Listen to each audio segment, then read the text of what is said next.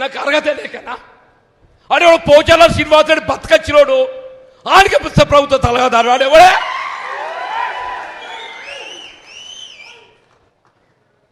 అదే పోచా ఈ 20 మాసాలలో ఆడు ప్రభుత్వ సలహాదారు నియామకం అయిన తర్వాత ఆడ ప్రభుత్వానికి ఇచ్చిన సలహాలేని చెప్పవే.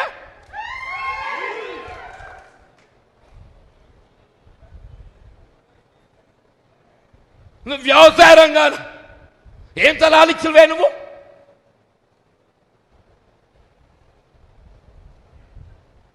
అంటే ఏంటి?